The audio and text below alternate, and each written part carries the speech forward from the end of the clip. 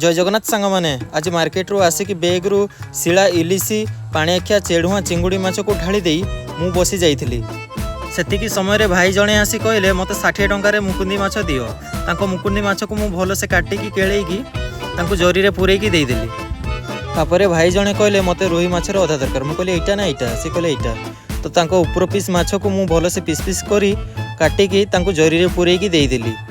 किसी समय बसिला परे भाई जणे एंडुअर को मुंड टंगारी कहले मते 250 चिंगुड़ी माछ आ रुही माछर अधा दियो। तो तांको रुही माछर अधा को मु भल से छड़े पीस पीस करी काटी तांको जरी रे पुरेकी देई देली।